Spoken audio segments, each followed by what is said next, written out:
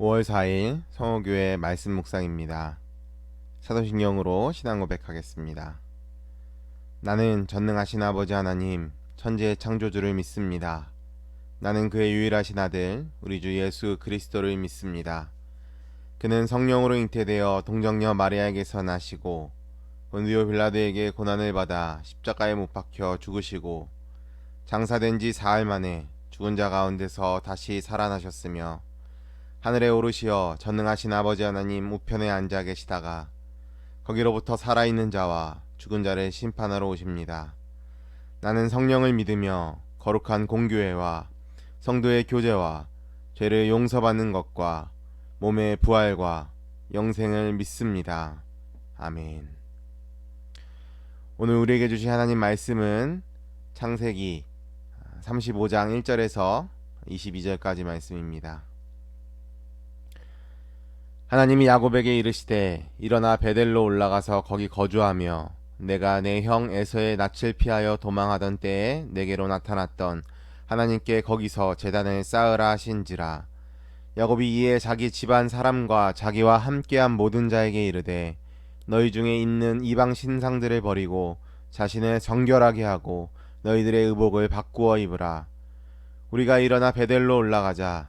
내 환난 날에 내게 응답하시며 내가 가는 길에서 나와 함께 하신 하나님께 내가 거기서 제단을 쌓으려 하노라 하매 그들이 자기 손에 있는 모든 이방 신상들과 자기 귀에 있는 귀고리들을 야곱에게 주는지라. 야곱이 그것들을 세겜 근처 상수리 나무 아래에 묻고 그들이 떠났으나 하나님이 그 사면 고을들로 크게 두려워하게 하셨으므로 야곱의 아들들을 추격하는 자가 없었더라. 야곱과 그와 함께한 모든 사람이 가나안 땅 루스 곧 베델에 이르고 그가 거기서 제단을 쌓고 그곳을 엘베델이라고 불렀으니 이는 그의 형의 낯을 피할 때에 하나님이 거기서 그에게 나타나셨음이더라. 리브가의 유모 드보라가 죽음에 그를 베델 아래 있는 상수리 나무 밑에 장사하고 그 나무 이름을 알론바굿이라 불렀더라.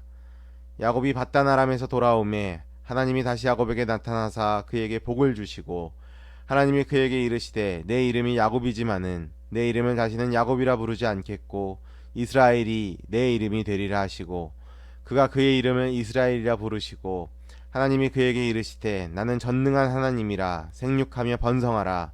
한 백성과 백성들의 총회가 내게서 나오고 왕들이 내 허리에서 나오리라. 내가 아브라함과 이삭에게 준 땅을 내게 주고 내가 내 후손에게도 그 땅을 주리라 하시고 하나님이 그와 말씀하시던 곳에서 그를 떠나 올라가시는지라.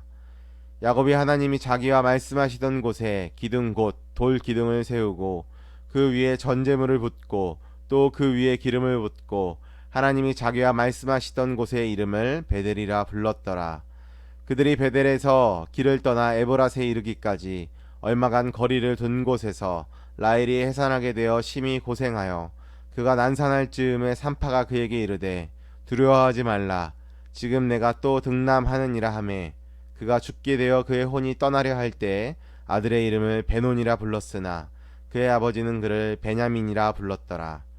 라헬이 죽음에 에브랏 곧 베들레헴 길에 장사되었고 야곱이 라헬의 묘에 비를 세웠더니 지금까지 라헬의 묘비라 일컫더라. 이스라엘이 다시 길을 떠나 에델 망대를 지나 장막을 쳤더라.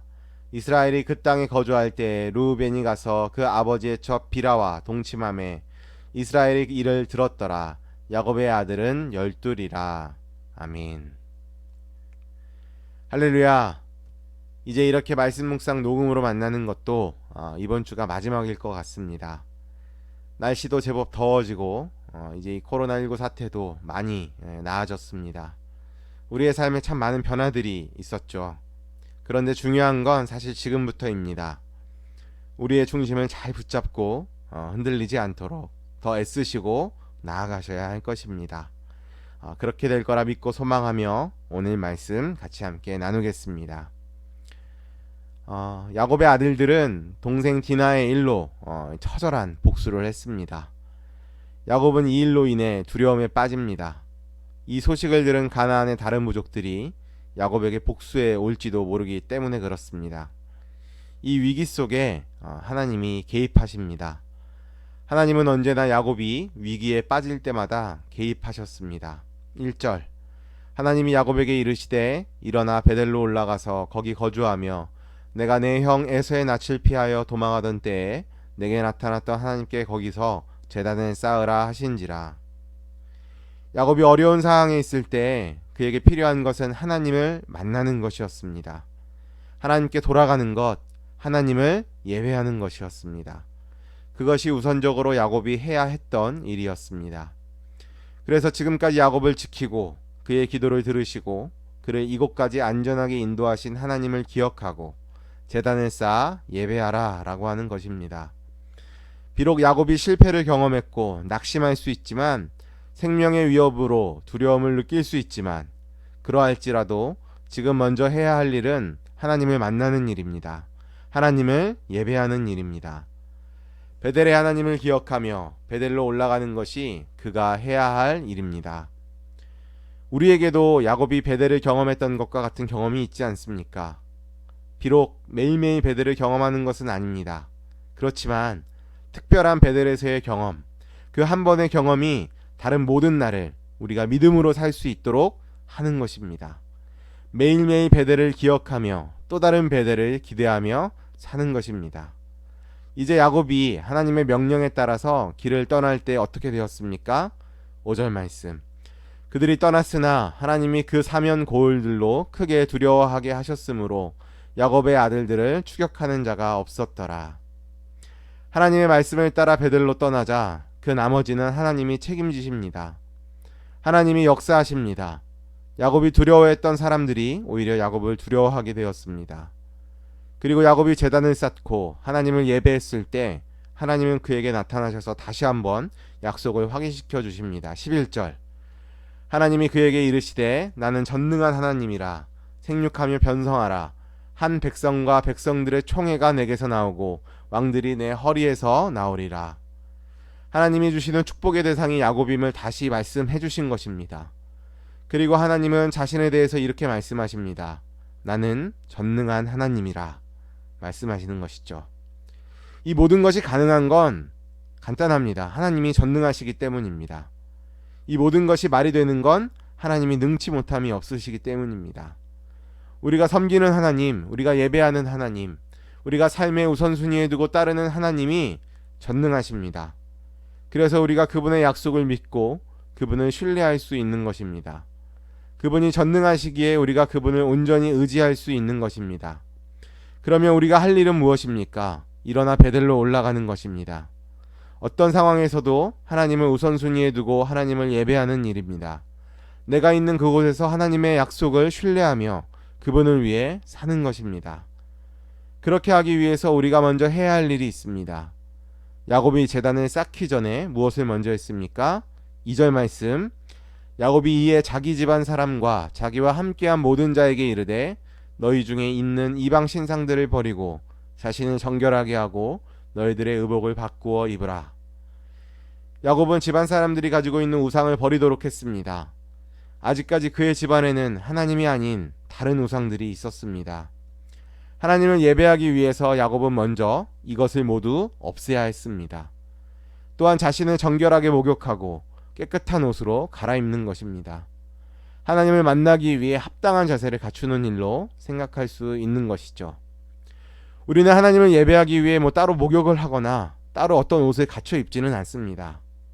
어제 주일 말씀에서도 목사님이 말씀하셨지만 우리가 하나님께 예배드리고 하나님을 높이는 일에는 그에 합당한 자세와 준비가 분명하게 필요한 것입니다. 오늘 거룩하신 하나님을 예배하는데 우리에게 방해되는 것이 무엇입니까? 하나님께 나아가는데 걸림이 되는 죄가 우리에게 있습니까? 하나님보다 더 사랑하는 무언가가 우리에게 있냐 말입니까? 야곱과 그의 가족들은 하나님을 예배하기 전에 먼저 자신을 정결하게 해야 했습니다. 그들의 모든 거짓 우상을 버려야 했습니다. 그래서 그들은 그 모든 것을 땅에 묻었습니다. 오늘 우리도 하나님을 향한 사랑을 빼앗아가는 그 우상들을 버리고 우리 자신을 죄에서 돌이켜야 합니다. 그리고 온 마음을 다해 하나님을 예배하시기 바랍니다. 그것이 내 삶의 어려움과 문제를 해결하는 비결입니다. 그런데 16에서 22절까지의 말씀을 보면 베델로 올라가 하나님을 예배한 후에도 큰 어려움이 닥칩니다. 먼저 사랑하는 아내 라헬의 죽음입니다. 라헬은 12번째 아들 베냐민을 낳다가 그만 난산으로 죽고 맙니다. 18절 그가 주가되어 그의 혼이 떠나려 할 때에 아들의 이름을 베논이라 불렀으나 그의 아버지는 그를 베냐민이라 불렀더라. 이런 상황에서 야곱은 놀라운 믿음의 반응을 보입니다. 라헬이 죽으면서 지어준 아들의 이름은 베노니를 베냐민으로 바꾸었습니다. 이 베노니라고 하는 단어의 뜻은 슬픔의 아들이고 베냐민은 오른손의 아들, 존경받는 아들이라는 뜻입니다. 이 야곱이 처해 있는 현실은 매우 슬픈 상황이지만 하나님이 그 상황을 바꾸시고 새로운 역사를 만드실 것을 믿는 것입니다. 그는 인생의 가장 슬픈 상황조차도 하나님의 주관 아래 있다는 것을 분명히 믿었습니다. 하나님이 그 상황을 선으로 바꾸실 것을 믿는 것입니다. 그리고 야곱에게는 또 다른 고통이 찾아오는데 22절에 보면 큰아들 르우벤이 야곱의 첩이었던 비라와 동침한 일입니다. 이 고대 시대에는 어떤 남자의 배우자나 첩을 취하는 것은 그 남자를 정복했거나 그 남자의 계승자임을 상징했다는 것입니다. 그러니까 이게 뭐냐면 압살롬이 자기 아버지의 다윗의 첩들을 취한 것과 같은 맥락인 겁니다. 이유가 어찌되었건 르우벤이 행한 일은 야곱에게는 굉장히 큰 상처가 되었을 것입니다. 창세기 49장 3절 4절에 보면 훗날 야곱은 이 일로 인해서 르우벤을 굉장히 저주하고 그 장자의 특권을 빼앗기게 됨을 이야기합니다. 그만큼 야곱에게는 상처가 되는 사건이었습니다. 이와 같이 야곱에게는 여러 시련이 따릅니다. 그러나 야곱은 그 모든 시련 가운데서도 하나님을 예배하는 일을 포기하지 않았습니다. 그래서 이 베델로 올라가서 하나님을 예배하는 일, 또 어떤 어려움, 어떤 문제가 있더라도 그 일은 우리가 가장 우선적으로 해야 한다는 것이죠. 그러면 이 베델의 하나님, 지금까지 나를 인도하시고 보호하시는 그 하나님이 나와 함께 하실 것입니다. 사랑하는 여러분, 오늘 우리도 인생의 여러 가지 고난 가운데서도 흔들림 없이 하나님을 예배하시는 저와 여러분이 되시기를 간절히 소망합니다. 그래서 마침내 전능하신 하나님의 도우심을 받고 또 모든 문제를 넉넉히 이겨나가고 온전한 믿음의 사람으로 굳건히 서시는 저와 여러분이 되시기를 간절히 소망합니다. 기도하겠습니다. 사랑의 하나님, 오늘 말씀을 통해 인생의 여러 가지 어려운 고난 가운데서도 하나님을 예배했던 야곱을 보았습니다. 그렇습니다. 우리가 의지하고 예배할 분은 하나님 한 분뿐임을 고백합니다. 우리는 한없이 나약하고 부족합니다. 그러나 우리가 믿는 그 하나님은 전능하시고 넉넉하십니다. 그런 고백으로 살아가는, 그래서 믿음의 온전함을 세상에 드러내며 하나님을 바라보며 살아가는 우리들 되게 하여 주시옵소서. 이 모든 말씀 우리 주 예수 그리스도의 이름으로 기도합니다. 아멘.